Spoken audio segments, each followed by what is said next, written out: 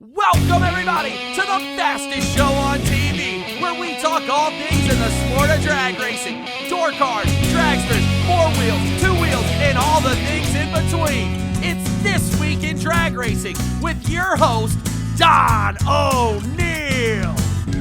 And if you want to ride, we can do it. Take this thing out to the boonies. We can live young, free and wild.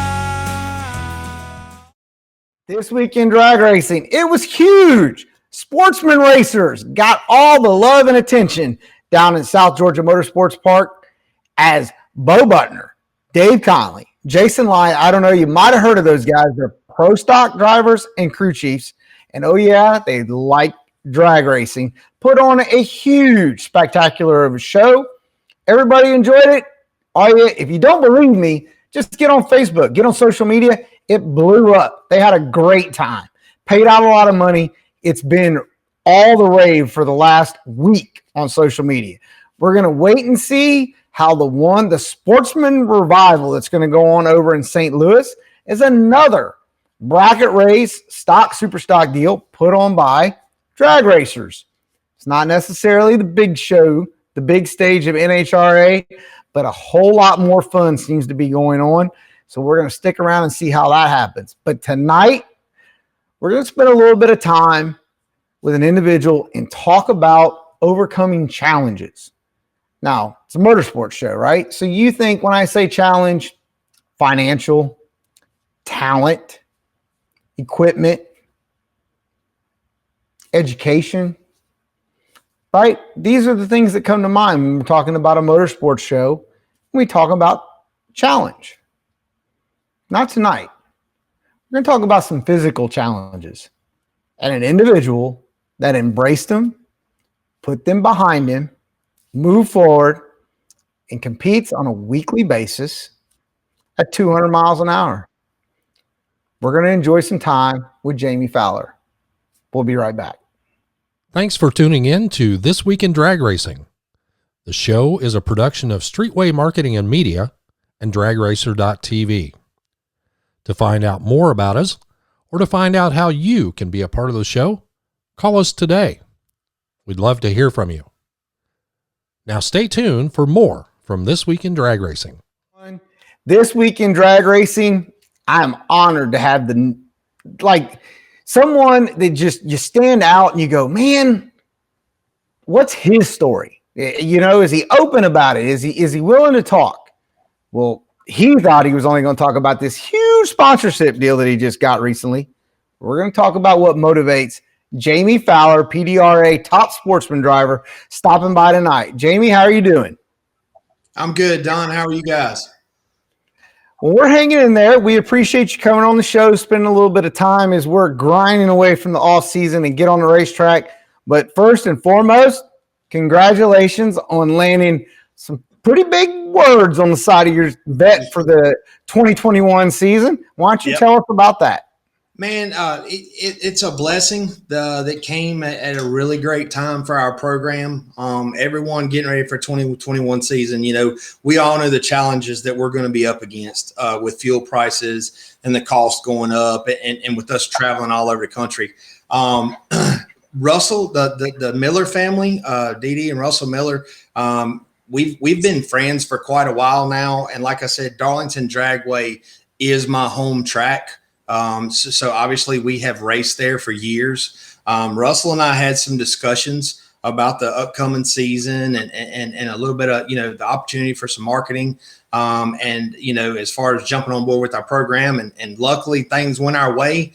And, we were fortunate enough to sign PD Fleet for this upcoming 2021 quest, that we're obviously we've kind of dubbed it 21 Get One season. So hopefully this is our 21 Get One. So we hope, obviously everybody's got goals and aspirations and dreams, but we got to get one before we get two, and then we got to get two before we get three. So that's kind of how we're going to go after the season. But yeah, I can't thank Russell and Dee Dee Miller enough for them coming on board with our program in 21, along with our other associate sponsors. You and I both are out of the NGK camp. We both run NGK. Thankful that they're still with us in 21. We also retained our LAT oil sponsor with Danny Vaca and everyone out of California. Great product, love running it. And we have a couple other little small associate sponsors, a Gophers Utility Service, and then we have an Advanced Prosthetics that actually they manufacture amputees, artificial limbs for amputees. So that's another. I'm actually a patient of theirs with my leg, which we'll talk about here in just a little bit. So we have been fortunate enough that we have secured enough funding to safely say that we, barring anything catastrophic, we will definitely make the whole 21 season. Well, in this day and age, when it comes to marketing and being able to fund your race team, it's a huge challenge for everybody. So anytime you can get that opportunity and get somebody to stand behind you and support you, it's a huge success. Now, you are dedicated to the PDRA. You Yes. are an elite top sportsman guy, right? We're not talking the top sportsman regular like me and Mark Payne would be in, you and Hollywood and Buddy, you guys up there, and John Bonnet, you guys are throwing it around up there. Bruce Thrift, we're trying to go 360s and everything else. You're committed to it. We are. And I know that from the racing community, there is a little bit of animosity about the PDRA, and the elite side of things with this fast and the ETs that we're running. Me personally, I feel like there's a huge attraction to it. It is now. Listen, you got to figure. Okay, we have a 16 car field, and at any given race, we could be 17, 18, 19 cars trying to qualify for a 16 car field. It's there's no ducks. Let me tell you right now, if you get into the elite field, there is not a duck out there. You better be 15 or better on the tree. And the challenge is finish line racing.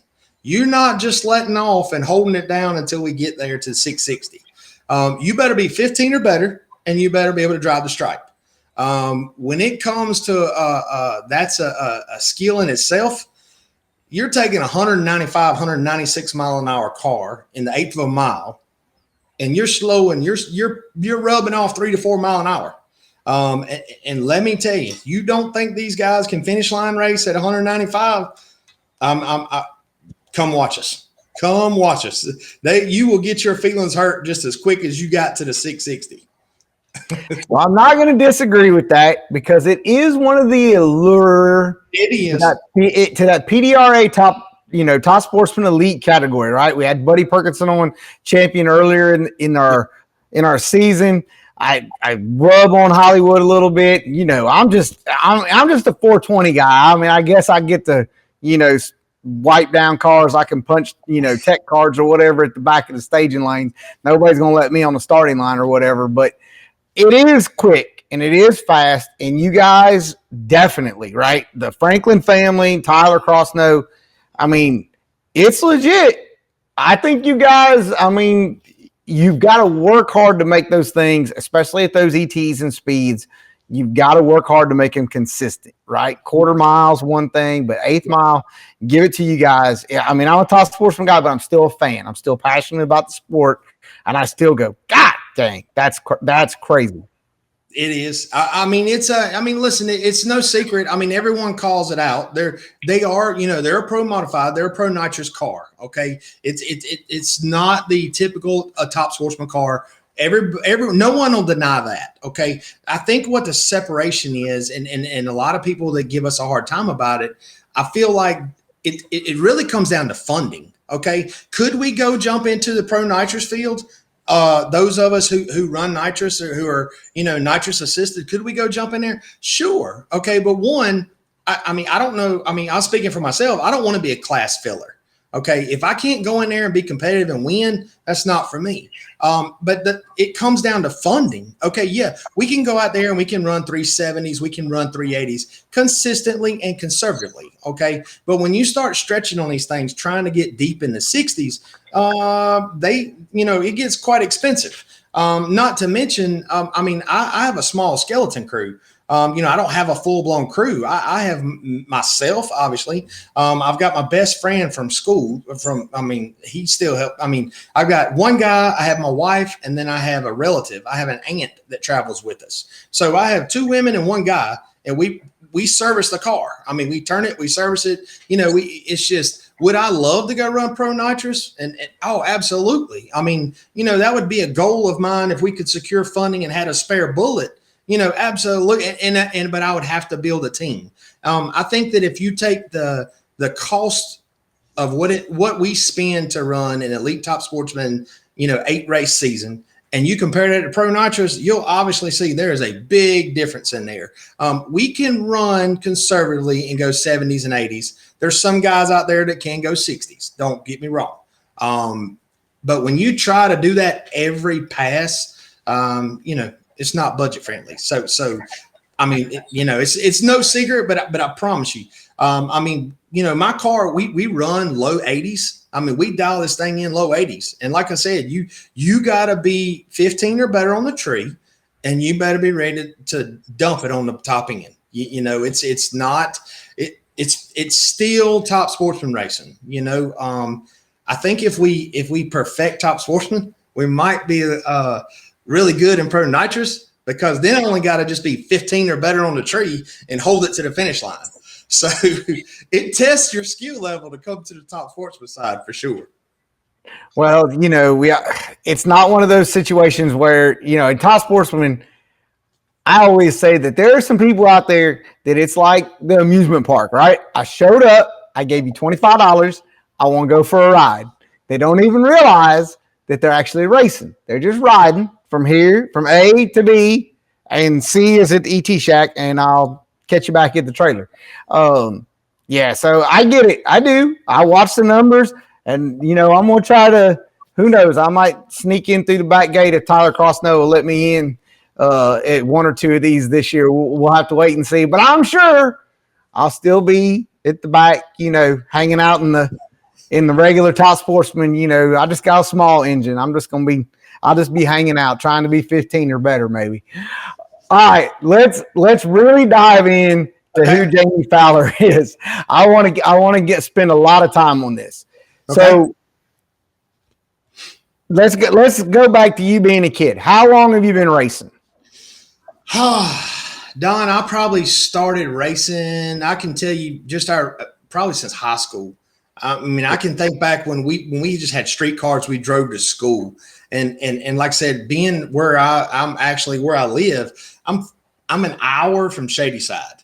We used to go to school, had a set of slicks mounted on a set of rims. We throw them in the trunk of the car.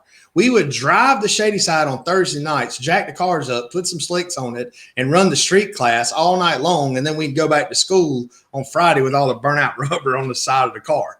I guess I got bit by the bug well in high school, and then we just slowly progressed like everyone else. You go just, we went from the street stuff to got a back half car, and then slowly developed and then, just built, just a typical progression of 2 or 3 cars between here and there. And every time we were always stepping up, to fortunate enough, where we're at now. Now that all took place after you overcame a couple challenges in your life as a teenager. Yes, that is correct. Okay, let me back you up and start. Okay, so when I was born, I was born healthy, normal, 100% fine. Okay, when I was 2 years old, I had to get my shots, my vaccinations, so I could start public school. Okay, well, my mom and dad took me to the local health department to get my polio vaccinations. It was part of the shots you had to receive, to go to public school, get your shot records up. So I get my vaccinations, and about 2 weeks after the vaccination, that mine was the sugar cube. Do you guys remember like when vaccination was sugar cube? Okay, so yeah. I had the polio sugar cube. All right. Now there's a small little documentary out there. If anyone wants to look it up on YouTube, there was a clip that was done about myself. But there was always a known chance, that vaccination could react. Okay. There was always a risk with the vaccinations. Okay. And if I'm quoting it correctly off of what I can remember, I think it was like 1 in 2.4 million odds. Okay. That the vaccination could actually give you polio. That reaction could happen. Well, guess who's lucky number 1 out of 2.4 million? So I used up all my luck back then. It might be why we struggle at racing now, but I don't know. But so unfortunately, after that, okay, I came down with a very, very high temperature about 2 weeks after that. Come to find out, I had full-blown polio, paralytic polio. I was quarantined. They flew me to Charleston, South Carolina. I was incubated, because it was a big scare, that the outbreak and all this and that. So it was pretty much living in a bubble for months. Long story short, because I could go on and on about that. Okay, so I'm hospitalized for a few months. Whenever the fever breaks, because I had a fever of like 103, 105. But once I got my fever to break and once the virus left my body, okay, at the time that the virus was attacking my system, I was paralyzed from the neck down. Okay. So I laid there in the hospital bed, while they tried to treat me. Once the virus broke and it got out of my body, thankfully enough, everything came back except for my right leg. Okay, so what you don't see on the video screen, but for those of you who have met me in person, you'll notice that I walk with a pretty significant limp on the right side of my body. But the problem was, as the older I got, okay, my hip and my back had deteriorated from that limp being so bad. In the 70s, early 80s, I had a big brown built-up shoe. It was almost, it was identical to the Forrest Gump boot. It was brown leather with the braces. I had to wear that whole setup. Okay. And then my back and hip had deteriorated so bad trying to walk like that I had been put in a wheelchair. Okay. So from the time that I was in, I think it was, I want to say sixth or seventh grade, my mom will correct me on this. I know, gosh dang it. But it was 6th or 7th grade. I was in a wheelchair. Okay. So I remember getting taken to school. My mom would pull up and, the van door would open, the wheelchair ramp would fold out. Here I go to school, backpack hanging on my wheelchair, and I'm rolling around in school. I'll tell you this, obviously, kids are cruel, man. It's cruel. You got to think about it. The time that all this was going on, I was a teenager, the time all this was going on, man, this was when you wanted to like girls and, you wanted to be the cool kid. You wanted to play sports. You want to be the quarterback, the star baseball player. You wanted to do those functions. And here I was, I'm just a kid in the wheelchair, man, I got picked on as a kid, slumped, pushed in the locker, just a whole normal deal. But I never let it beat me up. Life throws us choices. And you have to decide, okay, am I going to let this defeat me and define who I am? Or you going to get up, shrug it off, rub it down and put one foot in front of the other? Fortunately enough, after I had gotten, I'll say this, my parents, we were not wealthy coming up, and so obviously, financially it was going to be a huge undertaking. Or for us to be able to figure out how to correct this. We were fortunate enough, we got with some Shriners, and I was actually admitted to the Greenville, South Carolina Shriners Hospital System on my 13th birthday. Okay. When I went into Shriners Hospital on my 13th birthday, my mom and dad wheeled me in there in the wheelchair. Okay. I had reconstructive surgery. And I lived in that hospital system. I went through 8th and 9th grade in the Greenville hospital system, so I didn't fall behind, and I was still able to get my education.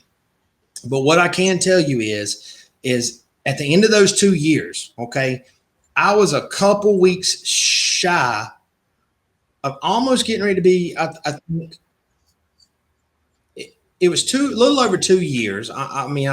My mind's slipping me on this, but it was a little over 2 years. But the point I'm trying to get to is I was wheeled into the hospital when I was 13. Okay. I'm 15 and I come out of the hospital on crutches. Okay, so I wheeled in. 2.5 years later, I'm walking out. Now, I had a grandma walker, with the tennis balls and all that good stuff, because I had to go through reconstructive surgery. I had to have a major bone lengthening operation done in my right side. I had to have hip reconstruction, and I still have a steel rod in my right leg today. Now, I don't have any function in my right leg. I just really use it as a pivot point. I just kind of swing and pivot off of it, and you'll see, if anyone meets me, you'll see what I'm trying to describe. But the challenge was, I just said, hey, challenge accepted. Here we go. We're going to figure this deal out. So we went from the walker. Okay. Then we went to the cup crutches, the kind of hook to the back of your arms. I had those cup crutches. And then today, every time I go for my doctor appointments and my checkups, I'm supposed to be walking with a cane, but it's just not me. I don't use the cane. Hell, it wouldn't be pimping and limping if I had the cane. So I just, we're all hard headed to a point. I'm sure the cane wipe would help me some, but I don't like being labeled, or I don't want to be looked at as like, I don't look at myself as handicapped. I just look at it. I don't label myself that. I don't look at myself that way. I don't want an apparatus that needs to help me. I just take the mentality I can do it. And if you don't believe me, watch me, and then we make it work, we make it work. So that's kind of how I went from, the paralytic polio to the hospital to, reconstructive surgery through rehab to, okay, now I'm in high school and hey, I have found drag racing. Okay. And let me tell you what drag racing means to me. Drag racing means to me, it was everything that I wanted to do as a kid or a teenager growing up. Okay. When I get in that race car, okay, it doesn't take my physical handicap does not hold me back. You see what I'm saying? When I wanted to play football or baseball, I couldn't do it. Okay. My leg wouldn't let me do it. Couldn't do it physically, just couldn't do it. Okay. But guess what I can do? When I get in that race car and I put that helmet on and I strap in, well, me and you are equal. Me and you and whoever's in that other lane. This leg, there's nothing about my leg or my physical condition that's going to hold me back from, okay, we're equal. Okay. So I can say for the 3.5 seconds, 3.8 seconds that I'm in my car, I'm normal. My challenge, my physical ability, there's nothing about me that says I can't run with that guy, or I don't need a head start, or I don't have to have special privileges. So drag racing it's a passion. Not only is it a passion of mine, but it's meant for me. It's what I'm meant to do.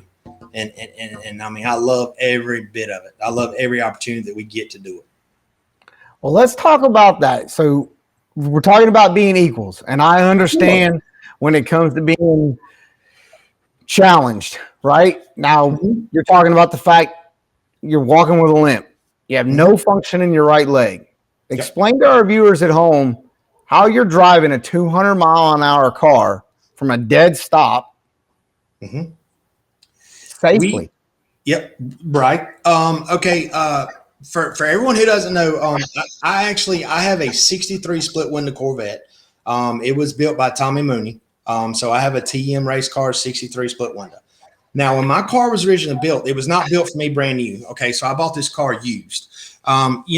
Before, as we were progressing into our Top Sportsman, previous years, we didn't have these challenges, as far as needed to make adjustments for the car. So I buy this car. I take it over there to Tommy Mooney. His shop's not far from where we're located. So I go over there and I see Tommy and I say, hey, I'm going to buy this car. And he says, okay. And I said, well, we gotta figure out how to make it work for me. He just kind of looked at me and he said, we kind of looked at each other. He said, you sure you want to do this? I said, yeah, I'm sure I want to do it. I want to do it, and I want you to do it for me, and I just need you to help me. Let's safely do it. Let's do it to where, what I'm saying, it needs to be done the right way. He said, okay. So we bought the car. We bought the car. I take it down there to Tommy Mooney's, and I spend a couple of days down there with him, and he looks at my capabilities and how I have to drive and what foot I drive with, and we had to make some adjustments. What we done on my car is if you ever come to the staging lanes, and listen, guys, I'm an open book. Okay, you can come up to us at the staging lanes, the pits. Listen, I do not mind talking about it. If anybody can hear my story or listen to what I've done, if it helps one person, okay, it's worth every bit of it. So by all means, if anyone sees this and you ever meet me in person, feel free to come. Hey, I'll shake your hand. Hey, we'll act like we've been best friends forever.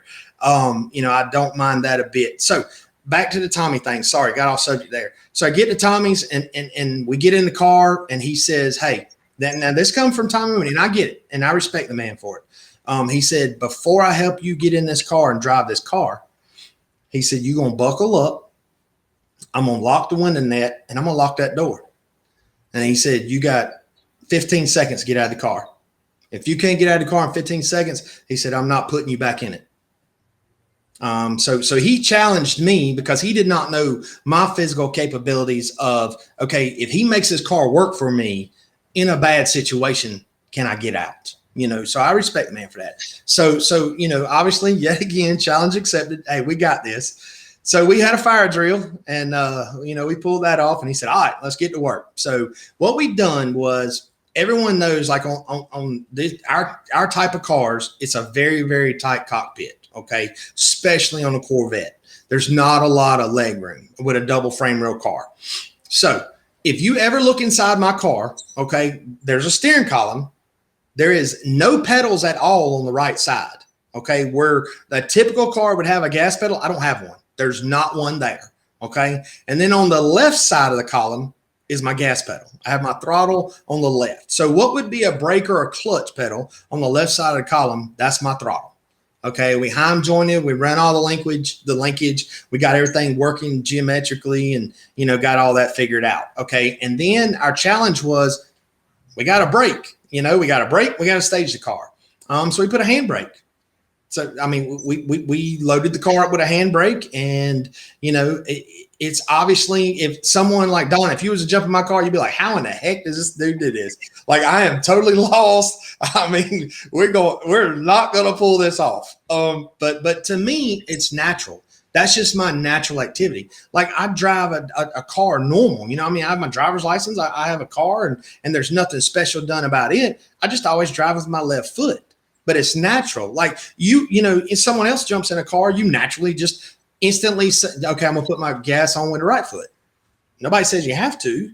That's just a natural motion, to make natural mechanics of it. So for me to drive my car, it's a natural deal. But like I said, Tommy had to scratch his head a little bit, and we got it figured out. So we staged the car. We finish line raced the car. But what could be tough for someone else? It's just natural for me, so I got my gas is on the left and a handbrake is on the right beside the transmission. And I utilize both of them. That's just, burnouts, shaving some speed off on the topping end. It actually, I'd like to think it's not, I wouldn't say it's an advantage, but I will say what I've learned, like we all said, adapt. You got to adapt, So after I got my butt handed to me for a couple seasons on not finish line racing, like you described earlier, you just pay your money. You're out here for a ride. Okay. Well, after I realized, okay, if we're going to play with the big boys, you better learn how to race with them too. So what I have found, and I'm not trying to give any secrets away, but if you're finish line racing, everyone understands how to do that, gas and a brake. Okay. I don't have that ability. So what's this guy going to do? So I'll actually, if I'm trying to slow it down a little bit, I'll reach over and grab the handbrake and not stab it, but I'll pull it back until it starts to vibrate. When it starts vibrating in my hand, I know I'm rubbing some speed off. So it's just, it's another challenge of how do we figure it out? How do we do it? I've gotten some pretty good looks in the staging lanes. I'd like to think that my fellow racers, when I first came on the scene, this will be my 4th year racing with the PDRA, and I'm sure I had to earn everyone's respect. because I mean, I get it. I mean, they look at me and are like, hey, I got to line up beside this dude. We might have stretched this thing out like 109 mile an hour. Can he handle the car? Can he drive the car? Can he, so, I mean, we've paid our dues, and I feel comfortable to say, we've earned our respect, but I mean, everybody's had some mishaps. We've had some mishaps. But yeah, it was a challenge. But I'd never, in my mind, I've always had something that was told to me, Don, and it stuck with me really, really good. If you want something bad enough, you'll find a way. Okay. If you don't, you'll find an excuse. And I've yet to come up with excuses. Well, and that's, the one thing when we're going through life, right? You're dealt cards, right? And you're dealt situations, and how you react and handle those is where you're able to impact others, right? Whether you handle it positively or negatively, right? But you handle it. And if you can learn from it, right? They always say you don't fail at anything. You should learn from it so that you succeed the next time it comes around. A lot of times when it comes to our physical challenges or mental challenges or health issues or financial issues, sometimes we don't get that second opportunity with them. That being said, you made a comment about being normal while you're drag racing. Where would Jamie Fowler be today if it wasn't for drag racing? In trouble. I mean, just and when I say that candidly, okay, because once I was bit by the racing bug, I'm going to race regardless. Whether a sanctioning body was going to let me race or not. I guess I'd be taken to the streets like what we're not supposed to be doing, but somehow or another, Don, I've never really looked at where would I be without drag racing, because I feel like that is me. I am where I need to be. Let's see, I'm lost for words. I feel like God gave me this challenge for a purpose and a reason. Okay. And unfortunately I was dealt the cards I was dealt. So I'm going to take the cards that I was given, and I'm going to make the best hand that I can make.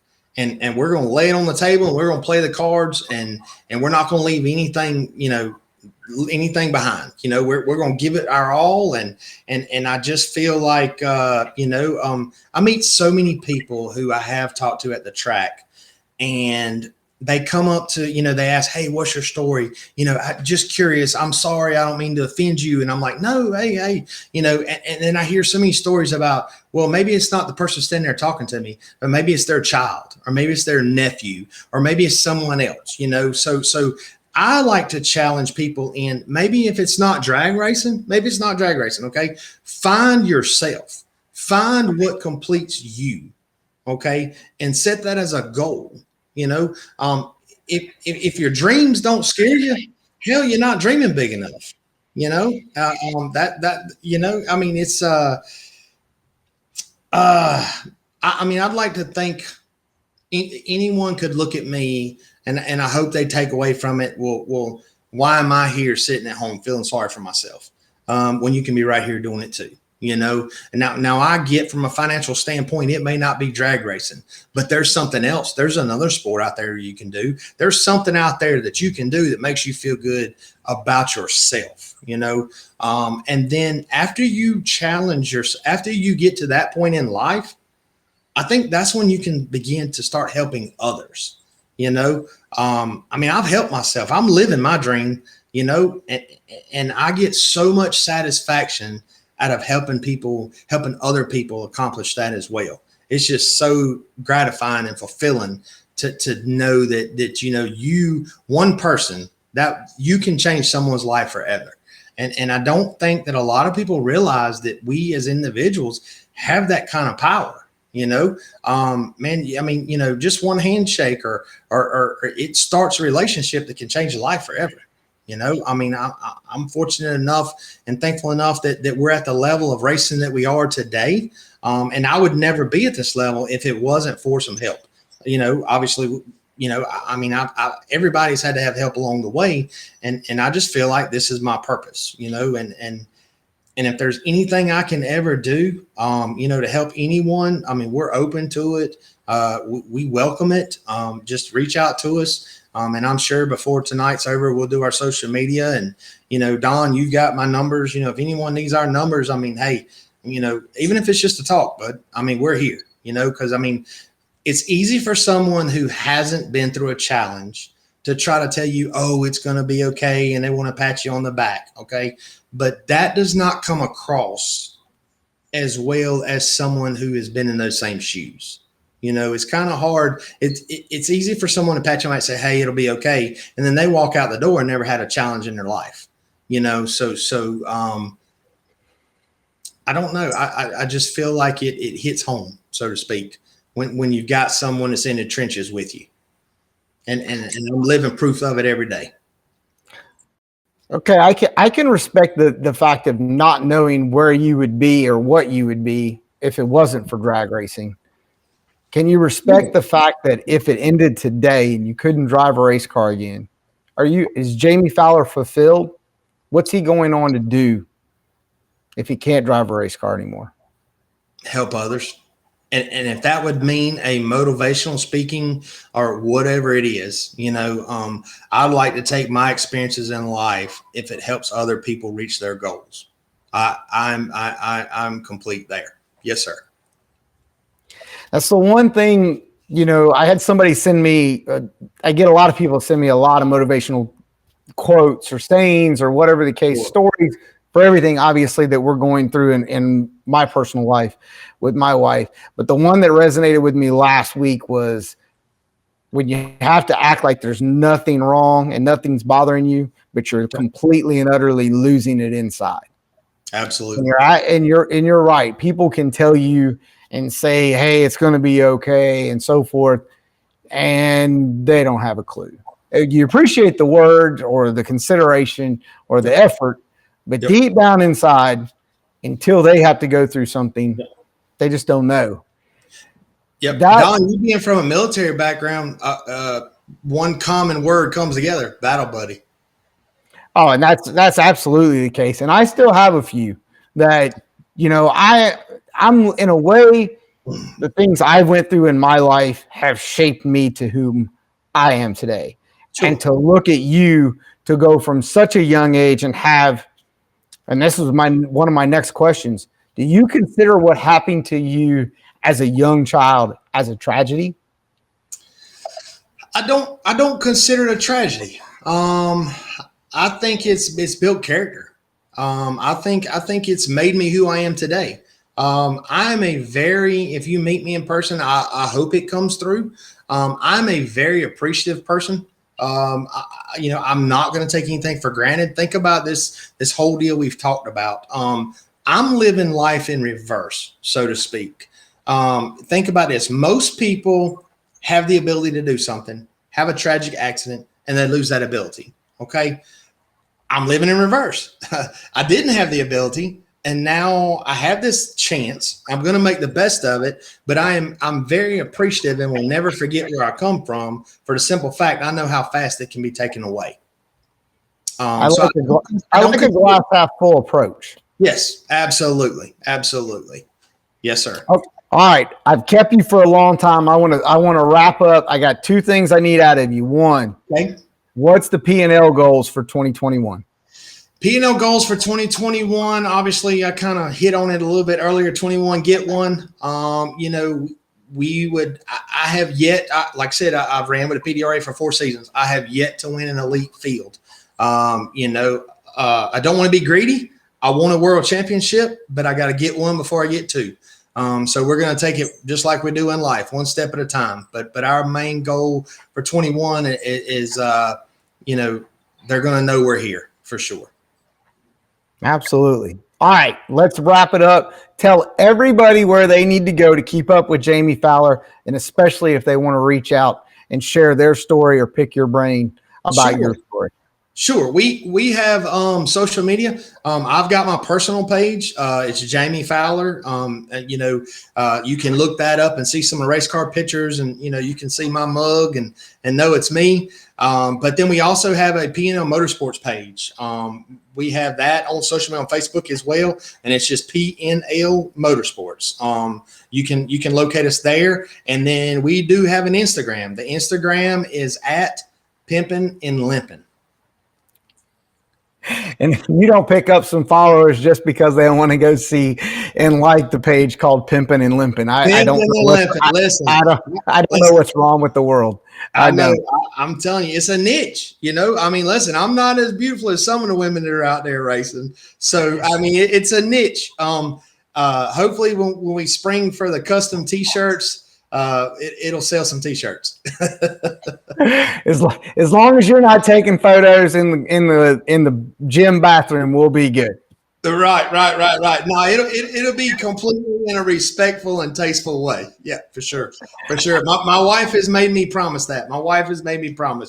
Hey, this, so we're down with it. So it's definitely it's a conversation piece, to say the least. There we go.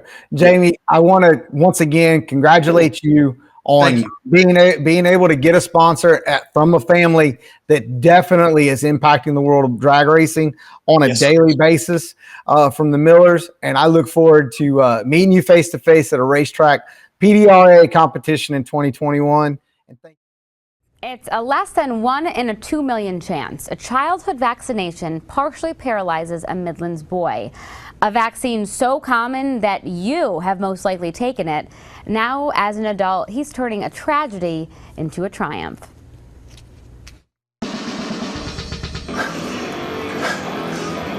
Many would call Jamie Fowler a meathead.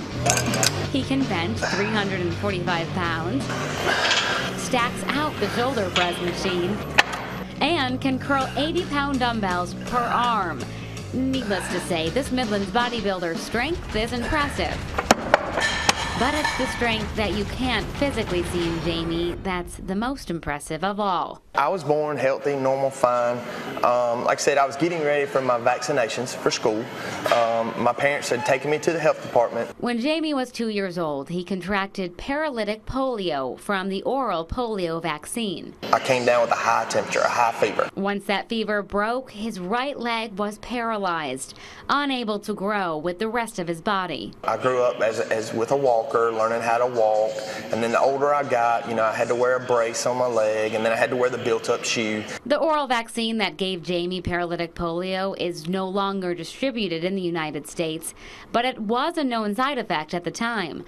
Dr. Hans Oliver with Providence Family Medicine explains. It was always known that there was a chance of getting contracting paralytic polio from the oral polio virus, yet we still used it. We used it here in the United States.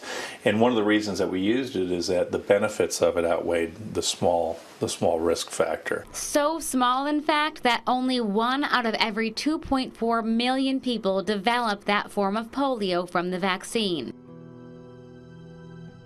Of course, that number isn't small to Jamie. When I was about 13 years old, my back and my hip had deteriorated so bad I had been put in a wheelchair. And that was probably my lowest point. I remember in school, my mom having to take me to school, and the van door opening and the wheelchair gate out, and here I was, a kid in school, right at the right age that, want to like girls and try to be impressive and this and that. And here I was, the kid in the class or the kid in the school rolling around in a wheelchair. Jamie spent 2.5 years in the Shriners Hospital where he had a bone-breaking surgery, filling bone that he lacked with stainless steel and learning how to walk again. You have people who don't have the proper upbringing, or they don't have God in their heart, and there's just downright mean people out there. He got picked on growing up, but a bit of perspective helped him grow stronger physically and mentally. I just thought I was bad. I just thought I had it bad. When you're in that hospital, you see some things that will change your life forever. And his life did change. I do not think of myself as handicapped. I do not look at myself as handicapped. To help build muscle and lessen the side effects of his condition, Jamie started working out with his friend and bodybuilder, Gabe Miles.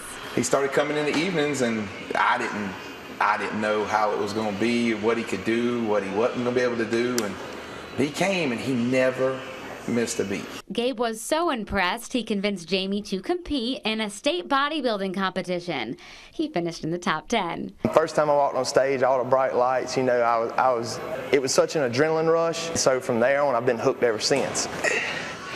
Then he traveled to North Carolina, where he came in second. I have a wife and a beautiful little girl of my own. I look at the things that I do, and I want her to be proud of her father. When Jamie was younger, his motivation was often based on fitting in. Now, his motivation is based on helping others. I have so many people, and they'll just come over there and want to talk to you and say, hey, can I get a picture with you? Or, you know, just want to tell you thank you. And they'll tell me about situations about their children. Maybe that's what my purpose is. My purpose is to motivate people. If I can do it, you can do it. That's for sure. Call Jamie Fowler a meathead if you want to. Just be sure to add the words motivated. To this day, the doctors tell me I should be walking with a cane, but hey, it'd be all right. I'll just walk with a little bit of a limp, no problem. And inspiring. It's been a struggle, but I feel like it's built character and made me who I am today.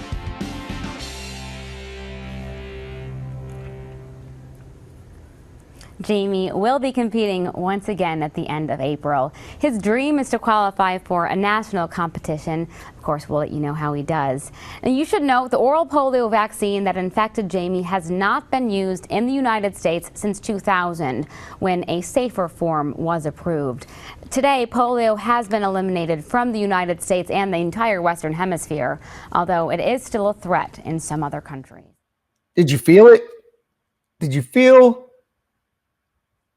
the passion of being able to embrace one's challenges in life?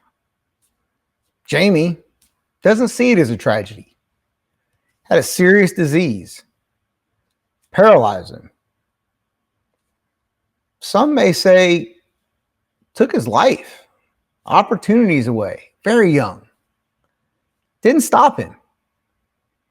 He moved forward, had support of his family, has a great circle around him today.